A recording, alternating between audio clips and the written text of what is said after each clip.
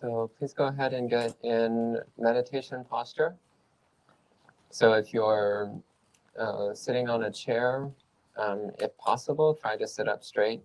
I know I say this every time and people don't sit up straight, but I'll say it anyway. It's quite challenging because chairs are often designed for leaning back, but leaning back is actually not so great for meditation. It tends to produce back pain and also tends to make your mind a little bit dull and sleepy. But if that's the kind of chair you're in, then just do the best you can.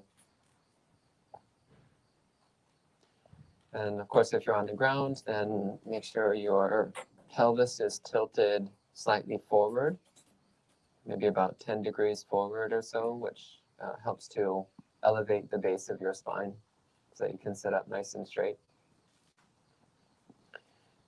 So sitting either in a cross-legged position or in a kneeling posture. So I'm seeing both positions, so both are fine. So cross-legged, like Belinda's sitting, or Vanessa, also really good. Kneeling posture, Debbie's kneeling posture is very good as well. So those are some really good examples of how to sit on the ground. So sitting up nice and straight.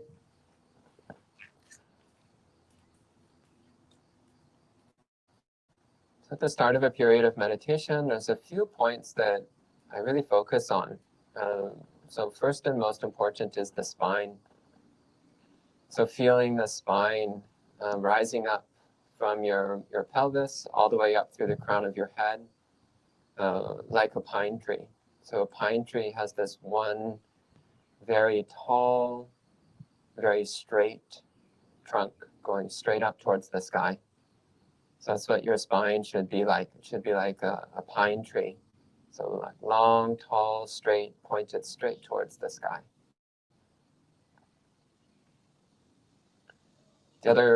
Another major point I focus on is, as I mentioned, the pelvis. So having a pelvis tilted forward a few degrees. Another checking point is your shoulders. So the shoulders should be back and relaxed, so that they just kind of melt down your back. Which then leads to the next checking point, which is your chest. So the chest should feel inflated. So like it's being stretched out to the sides and projected up and forward slightly.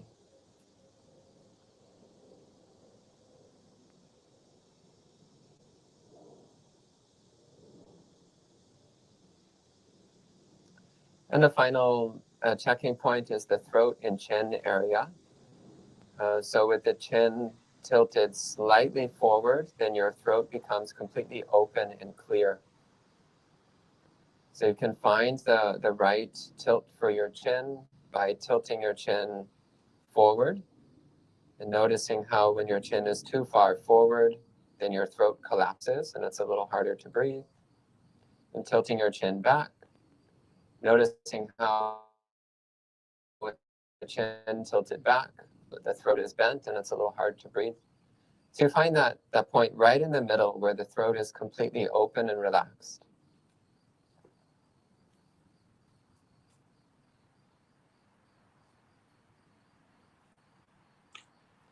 And for this meditation, you can either rest your hands on your knees or thighs or together in your lap as you wish. Doesn't matter where you put your hands.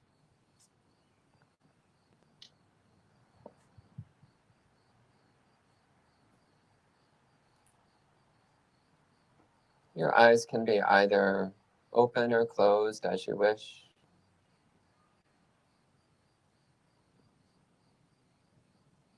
And take a few long, slow, deep breaths. This is a good way to start any period of meditation.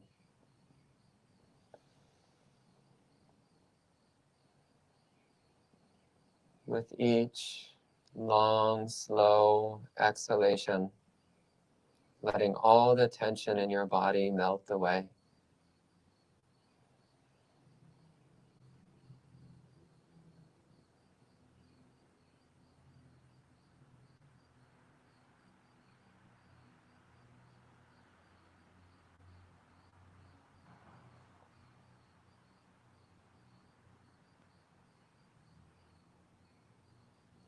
paying particular attention to letting the muscles in your face relax,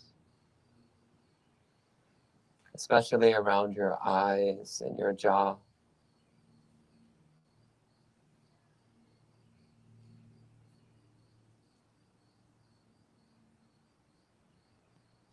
And allowing a slight smile to come to your lips.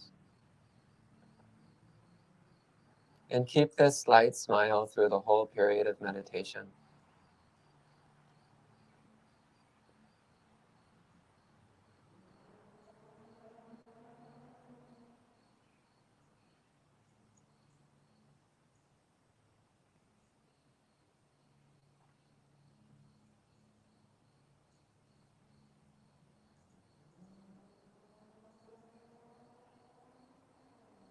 Now bring to mind someone who you care about very strongly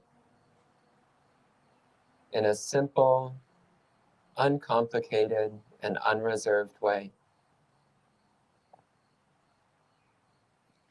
So it might be your cat or your dog. It might be your best friend. It might be a parent or a sibling or a romantic partner. It might be someone alive or someone who's passed away. It might be someone who you see every day, or it might be someone you haven't seen in years. None of that matters. What matters is that it's someone who you care about in a very pure and powerful way. So not someone who you argue with a lot, not someone who you have resentment towards or expectation, but someone who you just want them to be happy in a very simple and pure way.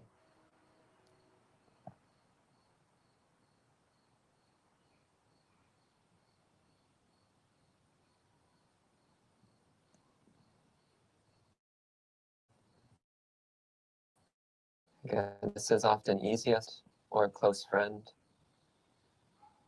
Sometimes with a relative, if you have a relative who you're in very good terms with.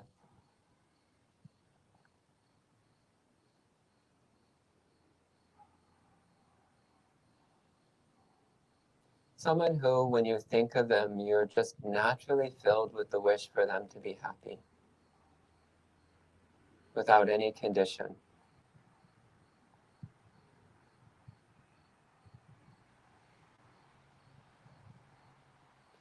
And if you can't think of anyone who matches this perfectly, just pick someone who's relatively close, the best option you have.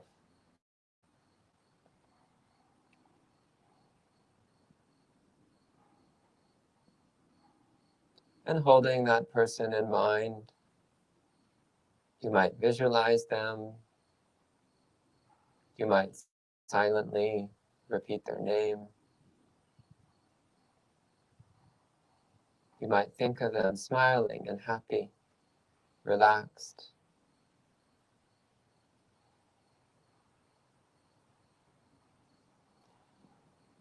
And start silently wishing, may they be happy. May they be healthy. May they be safe. May they be happy. May they be healthy. May they be safe.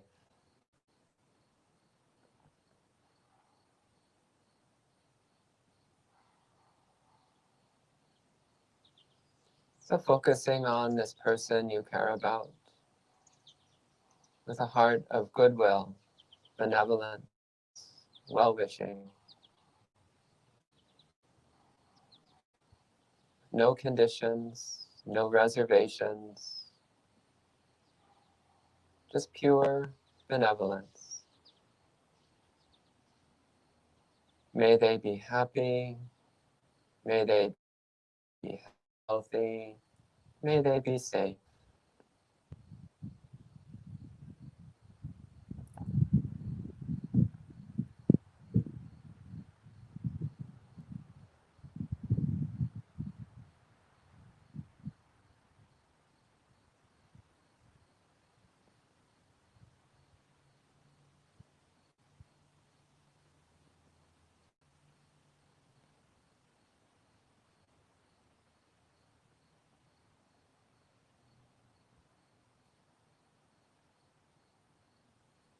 Really focusing your heart on the meaning of these words as you repeat them.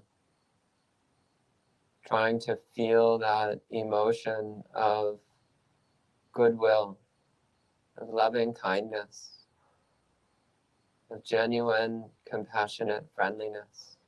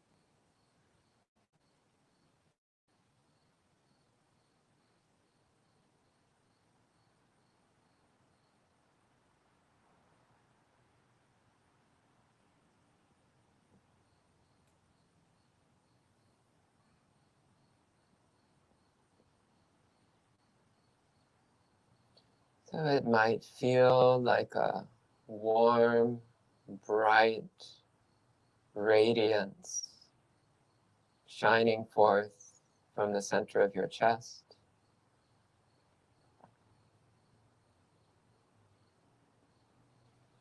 It might feel like being wrapped in a warm, fuzzy blanket.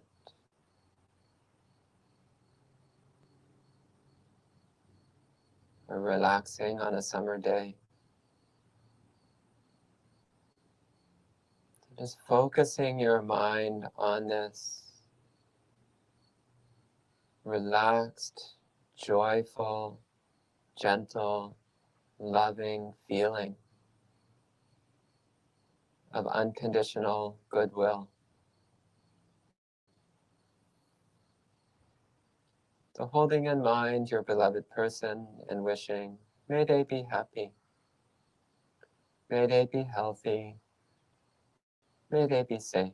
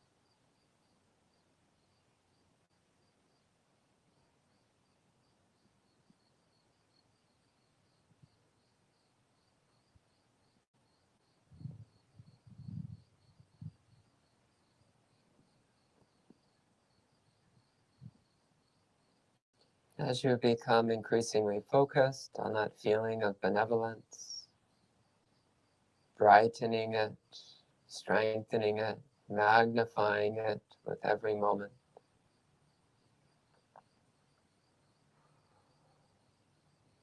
You may come to realize that the feeling exists independently of the person, that you can let go of the person you were thinking of and just focus entirely on this feeling of benevolence.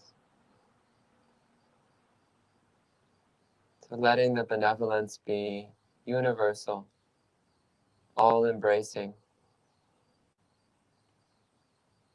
not limited to any one being, but pervading all directions,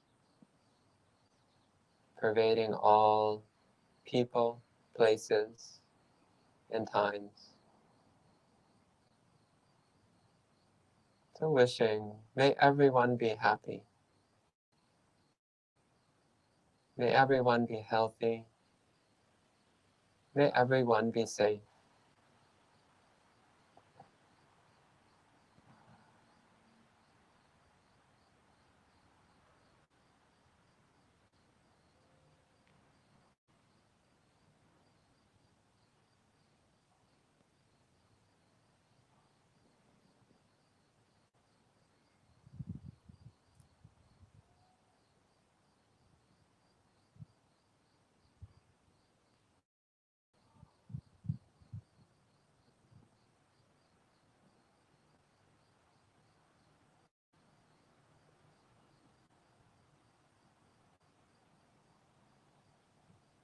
Feeling the joy that comes with the vastness of this limitless goodwill, unconditional, all-embracing loving kindness.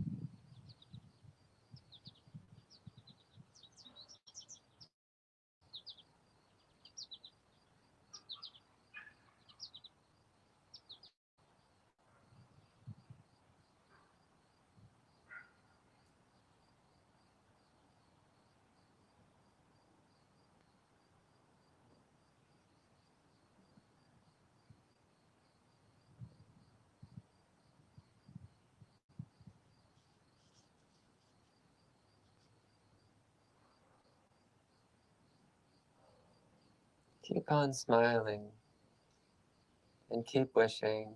May everyone be happy. May everyone be healthy. May everyone be safe.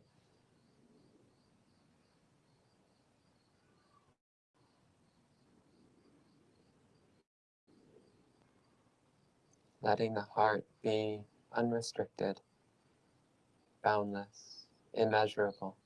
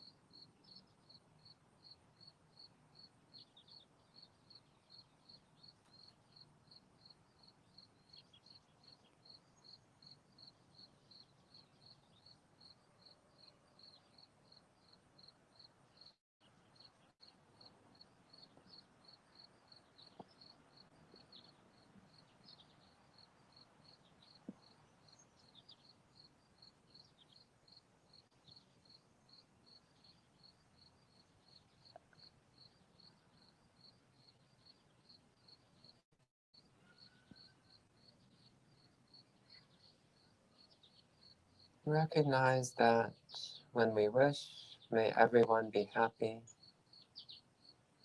That includes ourselves.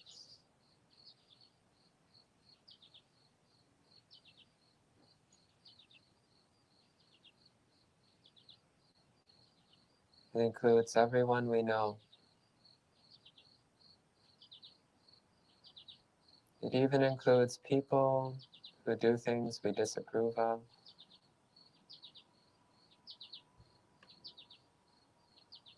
People who have offended us or harmed us in some way.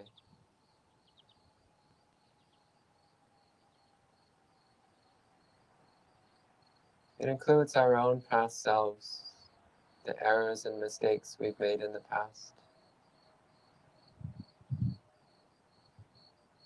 So wishing, may everyone be happy, without making any distinction between self and other, liked or disliked, approved or disapproved. Dropping all discrimination and distinction. And feeling the joy in relinquishing discrimination. The joy that comes from relinquishing distinctions. And letting our loving kindness be completely all-embracing, completely impartial, all-inclusive, indiscriminate. So keep wishing. May everyone be happy.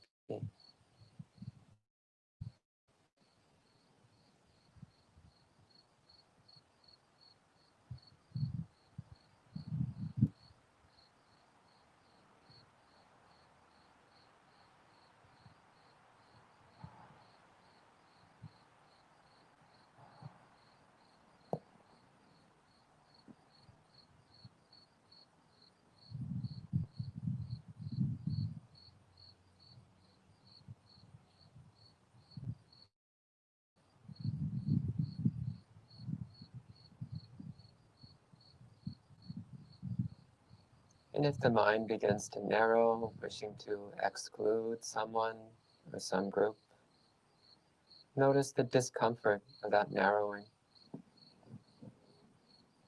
And when you let the mind expand again, to be more universal, notice the relaxation and joy of that expansiveness. So keep wishing. May everyone be happy. May everyone be happy.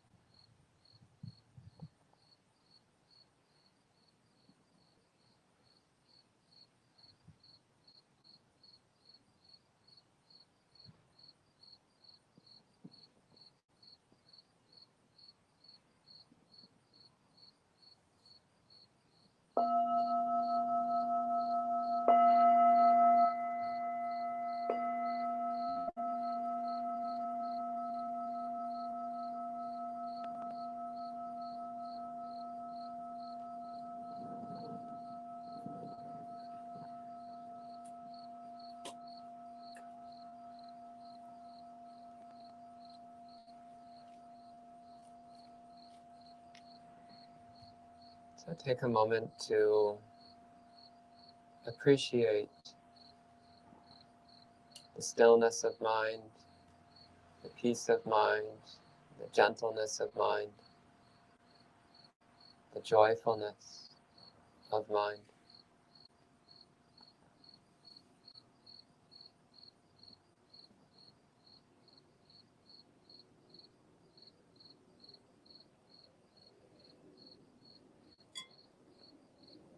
Then when you're ready, if you want to massage or stretch any part of your body, you can go ahead and do a little bit of rubbing or stretching as needed.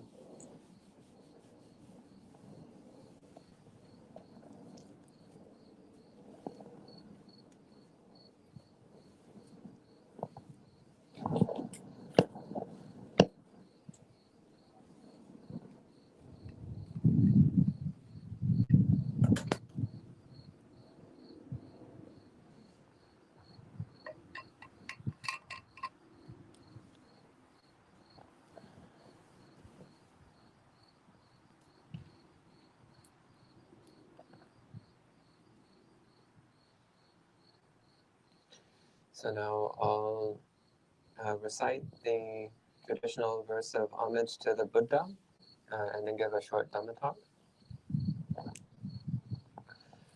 Namo tassa bhagavato arahato samma sambuddhassa.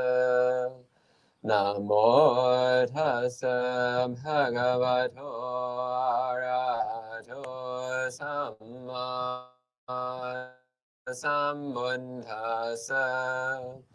Namo tassa bhagavato arahato samma sambuddhassa. Buddhang dhammang sanghang namassami.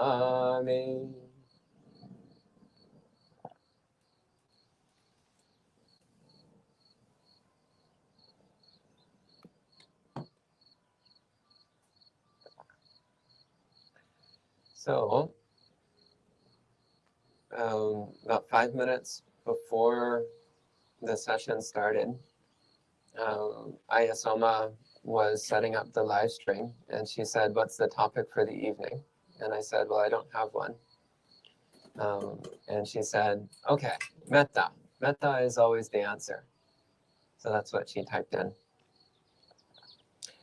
Which also happens to be the phrase found on a lovely little needle point, which our friend Belinda made for us years ago, which is, actually it's hanging in the room that I'm currently staying in. So we don't have fixed rooms here in the monastery. We switch rooms periodically. The room I'm currently in is the one that has that little needle point. So every day I see it. Metta is always the answer. And I think of Belinda with Metta. But actually, it's a really important reminder. Actually, I recall one grumpy young fellow who used to come to our programs. And one day he saw that needle point hanging, and he was like, "That's not true. Metta is not always the answer." And I was thinking, for you, apparently it is. So what do we mean? So when we talk about metta, we're talking about exactly the kind of mind state that we were trying to develop during the meditation practice just now. So this universal, all-embracing, all-pervasive, indiscriminate, limitless, immeasurable benevolence. So this mind state, this emotion of just genuinely wanting everyone to be happy. So with no reservation, no expectation, no restriction whatsoever. And that can sound very idealistic, and in fact it is very idealistic. But if you don't have lofty ideals, then what are you doing with your life? If you're content with mediocrity, what are you doing with your life? So Buddhism is not about mediocrity. Buddhism is about aiming at the highest goal imaginable. It's about aiming at the most refined, lofty goal you can conceive of. So apparently the Olympics are going on these days, and I've never taken the remotest interest in the Olympics.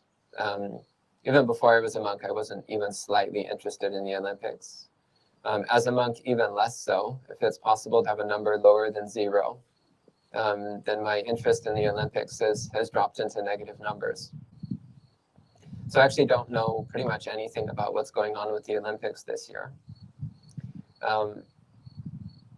But I do know that people who are trying to be Olympic athletes devote their entire lives to training. They devote their entire lives to developing the necessary traits of body and mind that are required to perform outstanding feats of physical prowess, to train their body and mind to an incredibly lofty and exalted state, to where they're able to do things that are beyond the ability of ordinary people.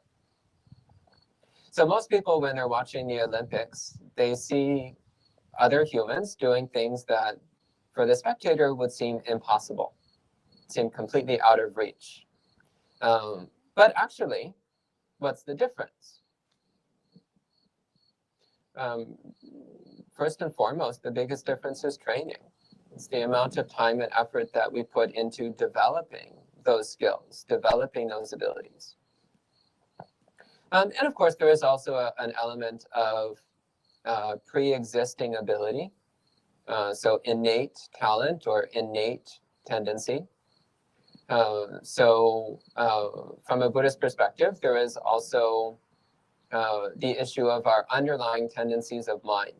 So what are our subconscious habits of mind? That also factors in, and I'll talk about that in a few minutes. But first, I'd like to focus on the question of training. Again, you might have somebody who they watch the Olympics and they see these athletes doing amazing things and they think, I want to be like that. I want to have that same incredible physical skill. And it seems ridiculous at the time. But through training and practice, then day after day after day, one gets closer to that ideal. And you may never reach that ideal in your entire life. This is why there's so few Olympic athletes. It's because for most people, it actually is out of reach for them. Even if they train constantly, most people will never be Olympic athletes. So it's only a very small fraction of humanity that reaches that height of physical ability. But by having that ideal, one can continuously improve oneself, continuously get closer and closer to that ideal. So it's the same with our practice. You might think, well, I can't possibly love everybody in the entire universe perfectly and unconditionally. It's like, well, yeah, right now you can't. Maybe that's true. Maybe right now that's not within your abilities. But what you can do is you can set that as an ideal and you can try to get closer to that ideal every day. You can try to be a little more like that ideal every day. And you might not ever reach that ideal in your entire life. That's possible. It's possible that you might not reach that ideal. But along the way, you'll become a much, much better person. Along the way, you'll become much kinder, much gentler. You'll have much less irritation. Your mind will be much more peaceful. You'll like yourself a lot more. Everyone around you will like you a lot more. Your mind will be much happier. And your concentration will be much better. So your meditative concentration will improve dramatically. So it's possible that you may never get to a point of having infinite love for all sentient beings. That's possible. But if you can just have a bit more than you're used to, then that's good enough. As long as you keep your ideal in mind and you never settle with less than that. One of the stories from the Buddha before he attained enlightenment, so when he was still an unenlightened bodhisattva, striving for awakening, he recounts how he would practice meditation and he would reach a certain degree of concentration, a certain degree of peace of mind. And he would reflect on it and he'd be like, oh, this is actually, I've got a pretty peaceful mind, a pretty concentrated mind, a pretty joyful mind. This is pretty good. But then he would think, and there's something better than this. There's something higher. There must be a state of mind which is more peaceful, more pure, more joyful, more refined, more wise than this one. And so he would resume his practice and try to bring his mind to an even higher state. Until eventually he attained full enlightenment and he realized there is no state higher than this. I finally reached the highest. I finally reached the supreme, the most sublime state of mind imaginable, the greatest height of spiritual attainment that any human can possibly reach. And not just humans, but actually any being. So whether a human or an angel or a ghost or a spirit or a divine being of any sort, the highest attainment of any being was supreme enlightenment, the same enlightenment that the Buddha reached. So at that point, he realized, now there's nothing more to do. Now I've reached the highest. So the point of this, though, was that at each stage of attainment, he recognized, this is good. The state of attainment I have now is actually quite lovely, and it's really praiseworthy. And there is something higher than this. So I'm going to keep striving. I have not yet reached my ideal. I'm still a bit short of my ideal, so I'm going to keep trying. So this is the value of having a really lofty ideal, is it means that we will constantly better ourselves. We will constantly improve ourselves. And eventually, if we keep ourselves pointed in the right direction, eventually we will reach our goal. Eventually we will attain our ideal.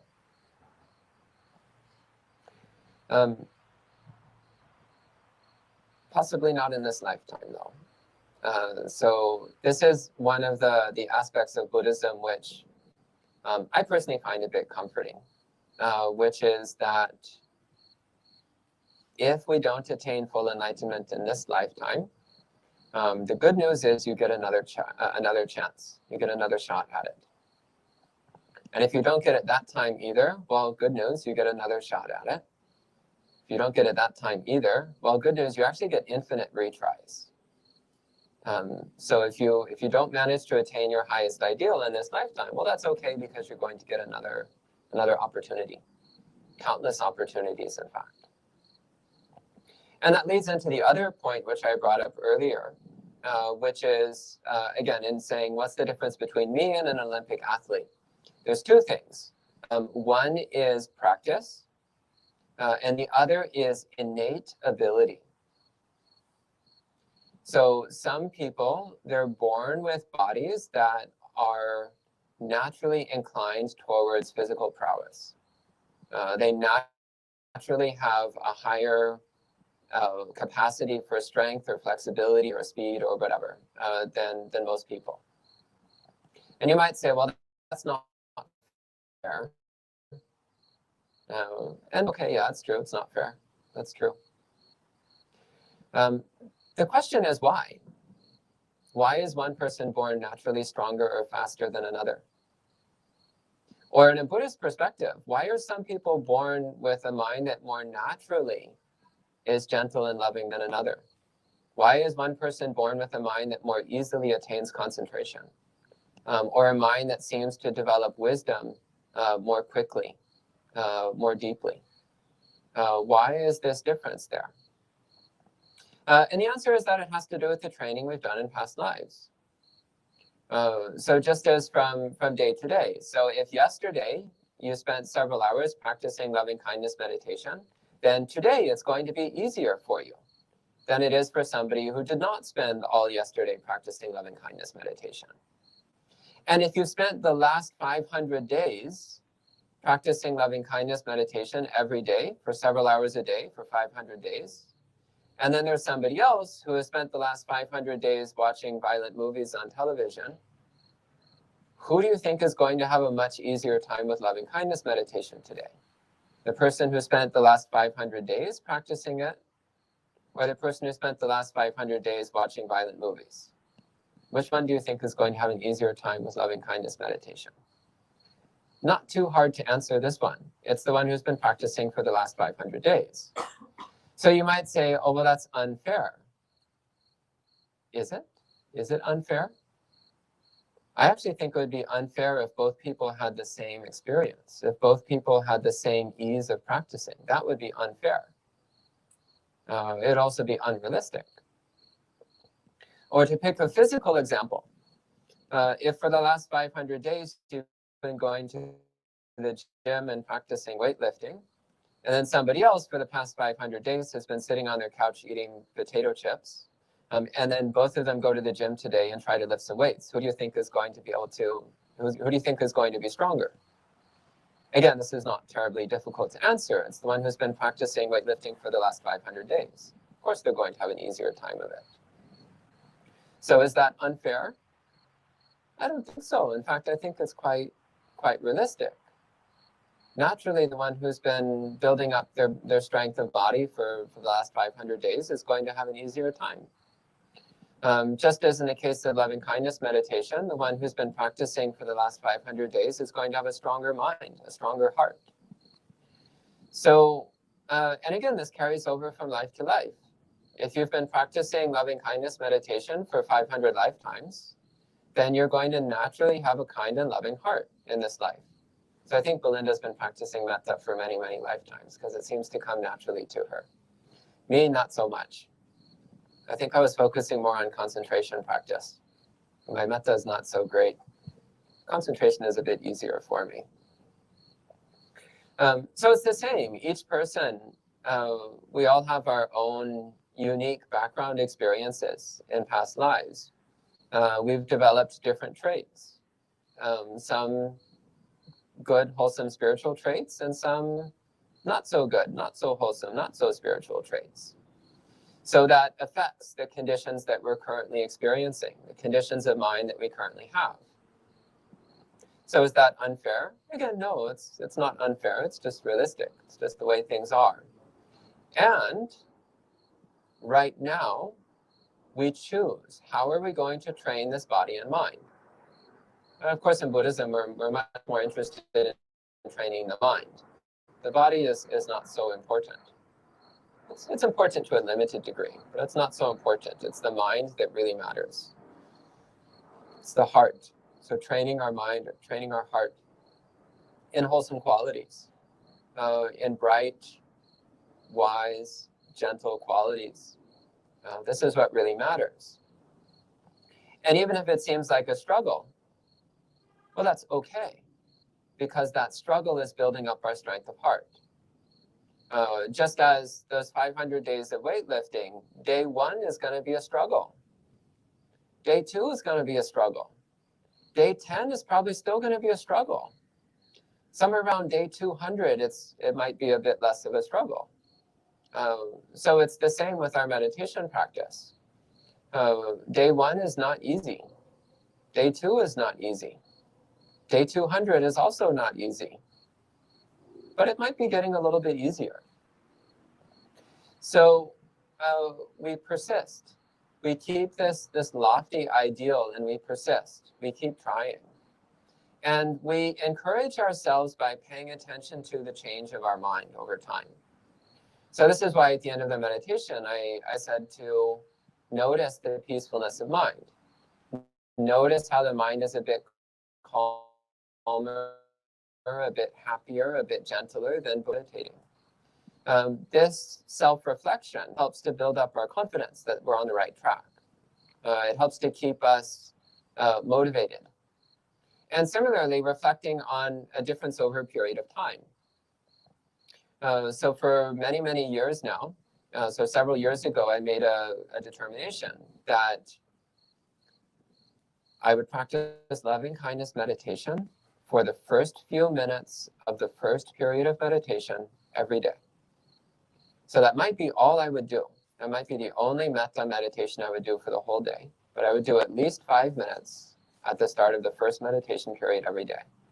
Very simple commitment. Very minor commitment, actually. And yet, I can reflect over my mind over the past few years, and I can see how that has gradually built up an increasing level of gentleness and kindness in the mind. I still have a ways to go. I'm nowhere near the ideal, but I'm getting closer, one step at a time. So in this way, reflecting upon the progress that we've made, however slight and slow, reflecting on the progress we're making, the progress we've made helps to encourage us, to remind us of the benefits of the practices that we're doing. And then also the times when we make mistakes, the times when we break the precepts, or the times when we skip our meditation practices, or the times when we engage in hostile or unwholesome thoughts, speech, and deeds. Then reflecting on, well, what does that do? How does that affect our mind? When we backslide into old bad habits, how does that affect us?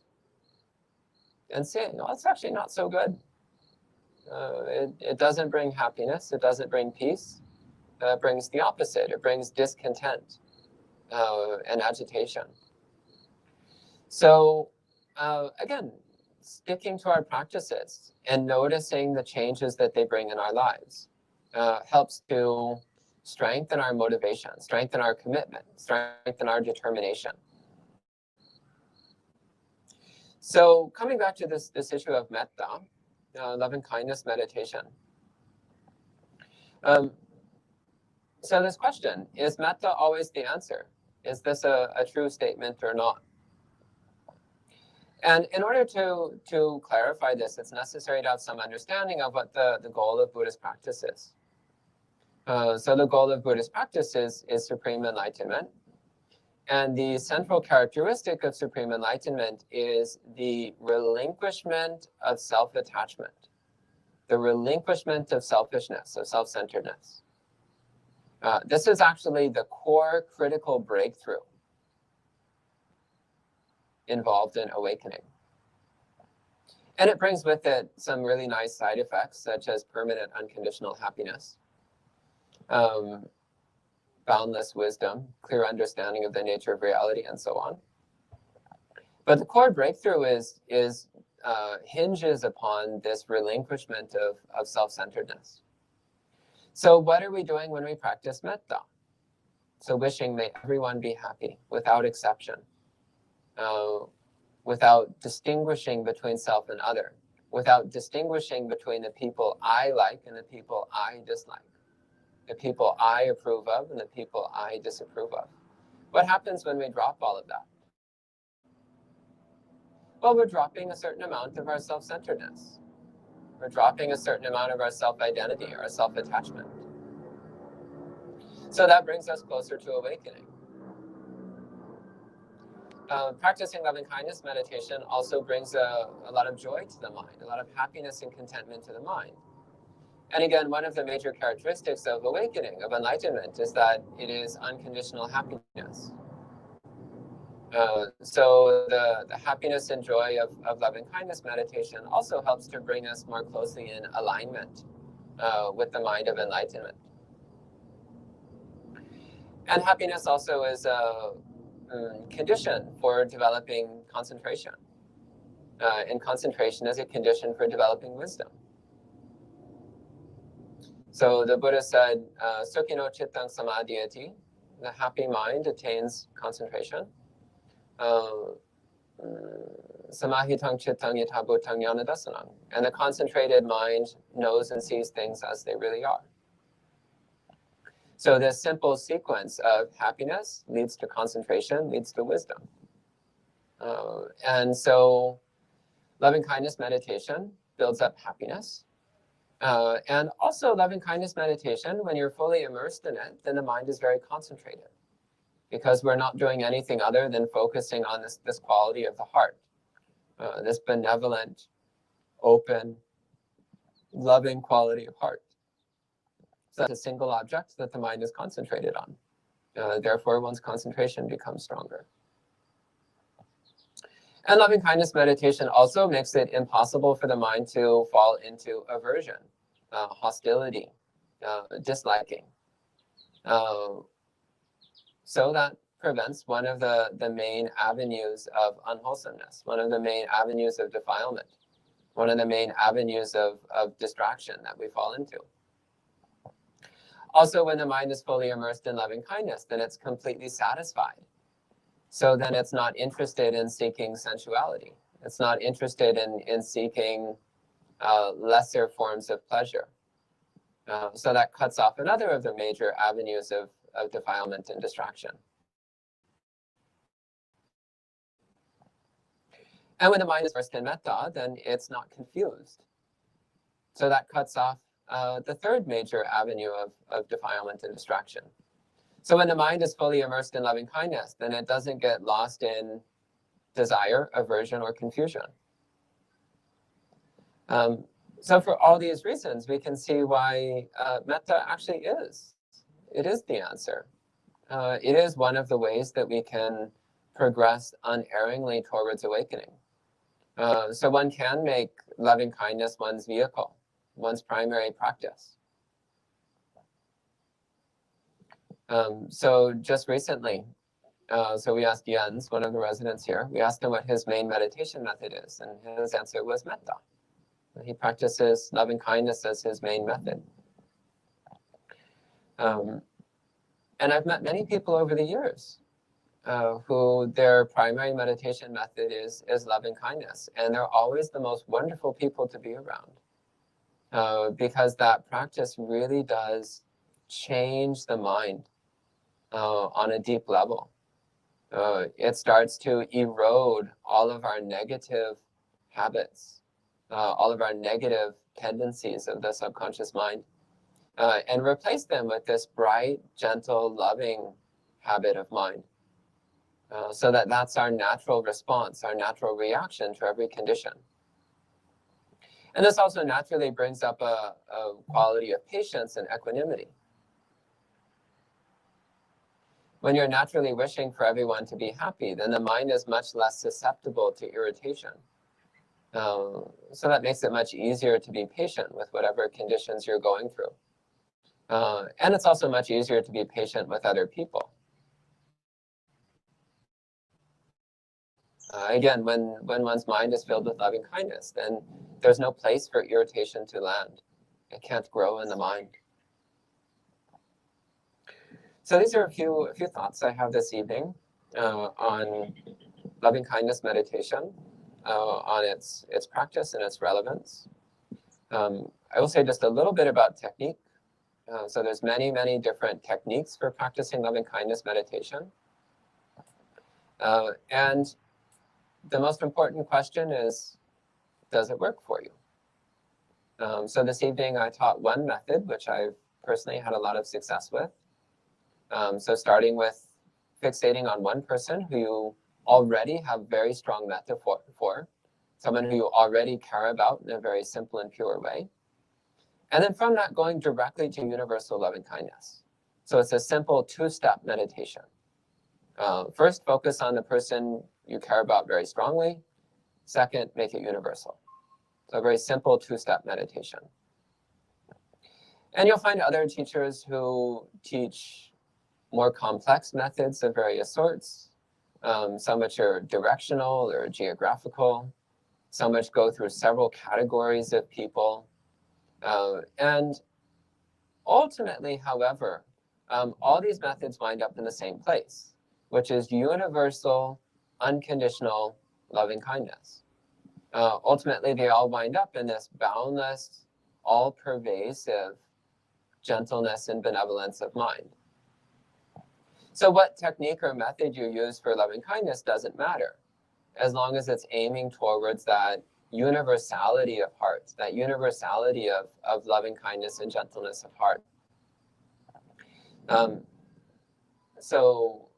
Again, I taught one method, which I like to use and works well for me. But it's wise to experiment with many different methods and discover what works well for you. What gets the best results for you, which you may not even be any technique that you've read in a book or heard from any particular teacher. I recall years ago, I was talking to one person who initially a little bit embarrassed. They were admitting like, well, actually, I don't use the method that you teach. And I'm like, oh, that's fine. Well, what method do you use? Still a little embarrassed. They were like, well, actually, I kind of made up my own. It's like, well, that's not necessarily a problem. So what is it that you're actually doing? And this person said that what they do is they think of somebody they know, and they think of giving that person what they want. It's like if you have a friend who really wants a brownie, and you give them a brownie, and you would imagine that person getting what they want and smiling and being happy. And I'm like, well, okay, is it working? Do you feel metta when you do this visualization practice? And the person said, yeah, I do. It's like, well, then it's fine. If the end result is that you have more loving kindness, then you're practicing loving kindness meditation. So the method doesn't matter at all. What matters is the result. when you use that method. So don't get hung up on the technique. Feel free to experiment with the technique. Rather focus on the result. Are you getting more loving kindness? If so, then you're on the right track. So I think I'll go ahead and end the talk at this point, and we can take any questions that you might have. So at this time, if you have any questions or comments, please go ahead and I'll do my best. Thank you.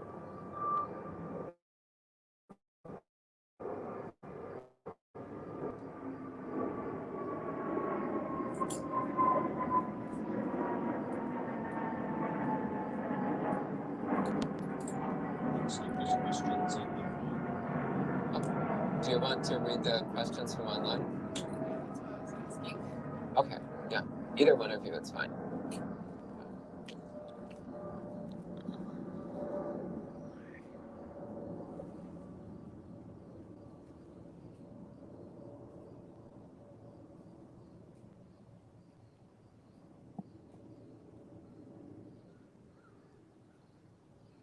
Andres notes that they have success with combined gratitude and recollection of Buddha for Metta. Okay. And yeah. Amit asks, does it help reduce restlessness and remorse? Yeah, absolutely. Yeah, I actually find loving kindness meditation to be extremely peaceful and soothing. So I find it's actually very good for dealing with agitation as well. Any other questions from online? There's lots of thank yous and Anjali's. Okay. Any questions from the people here at the monastery?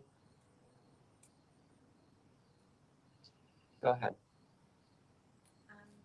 So I read someone talk about the translation of metta being less love and more specifically wishing people well, and that she was talking about how that was an important distinction because it was almost unattainable, and it was also helpful in like creating boundaries, right, and thinking that, you know, you could sort of that everybody could be happy and that you were in some way responsible for it. And so she was, I think this was in relationship to a discussion about using it in in relationship to having loved ones like with addiction and things like that. Anyway, I wondered if you had ever heard that distinction in translation where it was less love and more specifically like just I wish you well. Well, and first off, in terms of the comments made by another teacher, I'd have to see in more detail before I could see what they're talking about. Otherwise, it's quite dangerous for me to make comments about what they're saying without having a better sense of the context for their statements. But just in terms of translation, first off, I know Pali. So when I talk about Pali, there's some basis for that. So the word metta, it actually comes from the word mitta, which means friend. So metta, you'll sometimes see translated as friendliness. Bhante Ji, who's a highly respected monk, he's almost 100 years old now. He lives in West Virginia. So if you get a chance to go and see him before he passes away, I highly recommend it. Anyway, he likes to translate it as loving friendliness. But yeah, so as for what word we use, my favorite word these days in English is probably benevolence or goodwill. So there is a certain risk in using the word love, just because we use the word love to mean a whole lot of things which are not necessarily wholesome.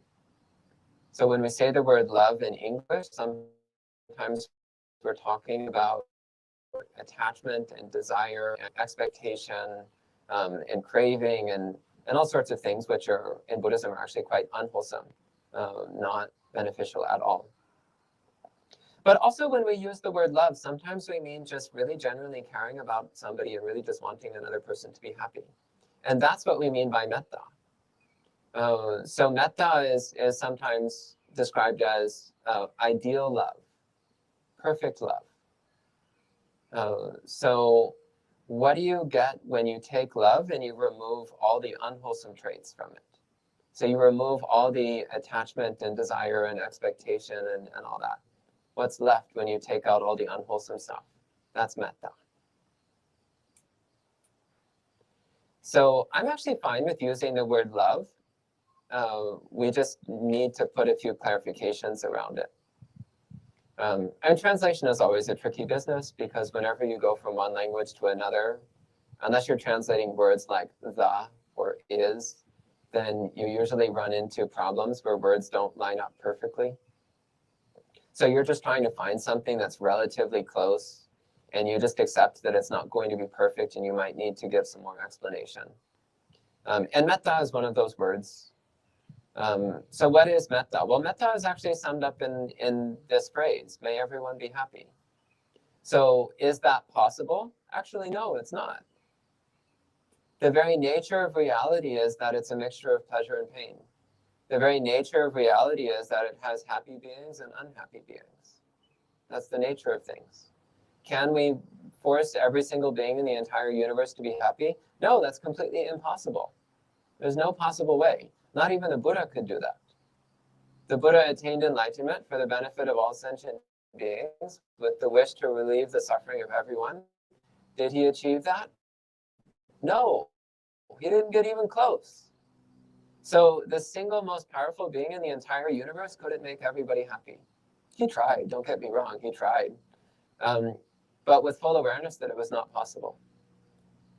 So is it possible to make everyone happy? No.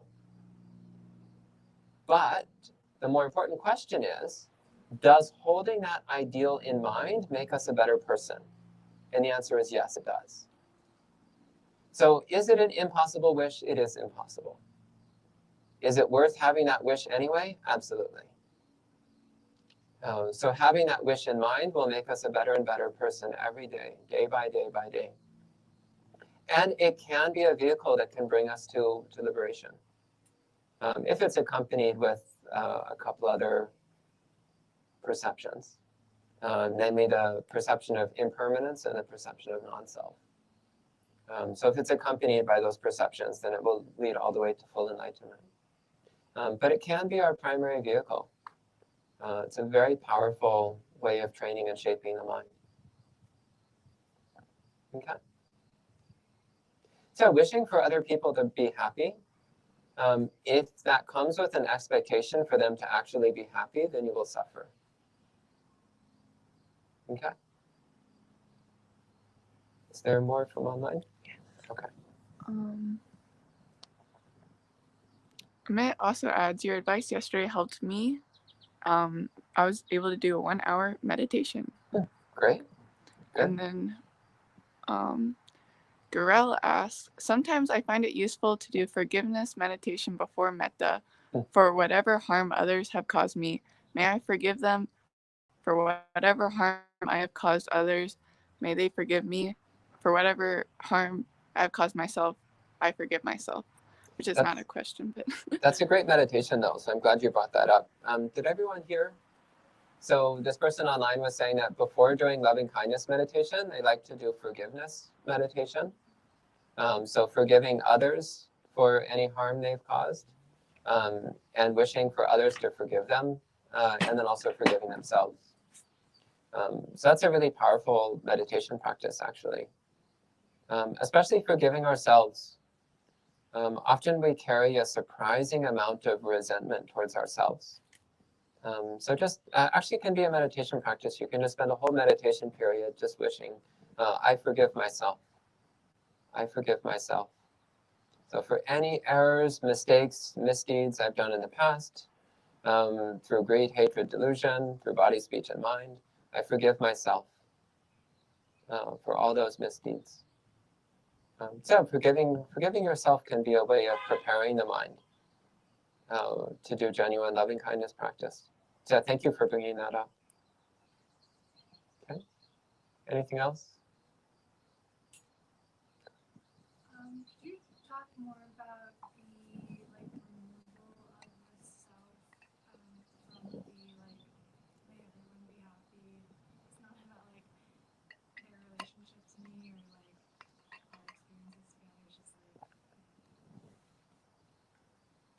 Yeah, so in terms of removing the sense of self from it, so with practicing loving kindness meditation, you're focusing on the feeling itself.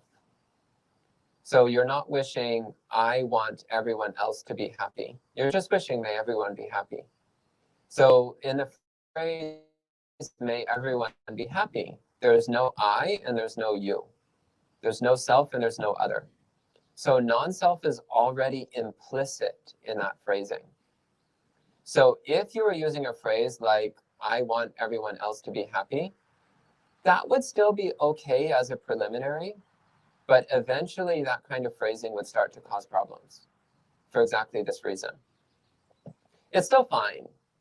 So actually the starting point that I was recommending of picking someone that you care about actually comes with this same problem. Because it's like, well, I really like Stan, therefore I want Stan to be happy. So it's already coming with this dichotomy of self and other, this dichotomy of preference and approval and me and them. But it's a starting point. You have to start somewhere. So for many people, going directly to universal, impersonal loving kindness is just too abstract and far out. So you start with something simple. You're like, oh, I like this person. May they be happy. And you're like, okay, I can do that. And that starts to get you a sense of what it feels like, what loving kindness feels like. And then you can start gradually reducing the selfing and the othering involved and just see what the loving feels like. So one way this is sometimes done, and I teach this way from time to time, is you start with one person and then you gradually expand it. So you start with your favorite person or someone who you really like very easily. And then you expand it to be like maybe all of your friends who you feel warmly towards. And you expand it to be get a broader circle, maybe all the people that you're close to. Then a broader one, like everyone that you know. Broader one, everyone you've ever met. And then finally, absolutely everyone in the whole multiverse. So it's kind of gradual increase. So that can kind of get you comfortable with gradually dropping the selfing and othering involved. But if you focus directly on loving kindness, then you'll see that in the feeling of loving kindness itself, there's already no self and no other. Okay? Yeah. Anything else? Yeah. What's the optimal time you would recommend for one meditation to be one period of meditation to be practiced? Like many times, I understand the frequency can be changed at times also. What is a good time? 15 minutes, 20 minutes? If you can focus, is that good enough? Or at least a good start? Well, I mean, optimally what we're trying to do is to have a wholesome mind all day long. So from the moment we wake up until the moment we fall asleep, to always have a wholesome mind. And meditation practice is a really powerful way of training our mind. So generally speaking, more is better. So whether it's sitting meditation or walking meditation or standing meditation, generally speaking, more is better. But if you want a minimum, like if you have a lot of things going on, but you want to make sure you hit a certain minimum, I usually say half an hour. So half an hour of meditation once a day is a pretty good basic minimum. So like tonight we did about half an hour, and that wasn't too hard, was it? So you can do that. If you have some day where you're really busy and it seems like you don't have enough time to do half an hour, then you can do 45 minutes. That's fine too. And it's also fine to do many short periods throughout the day, but try to do at least one period of at least 30 minutes. And the reason I say that is because, so over the years, I've noticed that short periods of meditation usually do not go deep. So if you just meditate for 10 or 15 minutes, I mean, that's better than nothing. But you'll notice that you usually don't get much past just the superficial settling phase. But somewhere around 20, 30 minutes, then the mind will start to settle into a deeper state of concentration. So of course, longer than half an hour is better. Here at the monastery in the morning, we do an hour. So we start with some chanting, and then we do about an hour of meditation. And that's pretty good, because then you spend the first 20 or 30 minutes just really settling into your seat, getting the mind ready, like revving the engine. Then you have another half an hour to actually focus, to really concentrate, really dig into the meditation. Whereas if you only sit for 15 minutes, then it'll feel like you're just getting started and then it's over. So that's fine in the very beginning when you're still getting used to meditation. But if you already have some skill with it, then I say at least half an hour is good. Okay? Yeah. Okay. Anything else? Okay. There's some greetings from Brazil, and Great. then Tron adds in Vietnamese, Metta, or I'm not confident in pronouncing this Vietnamese, is translated close to benevolence. Okay. Yeah.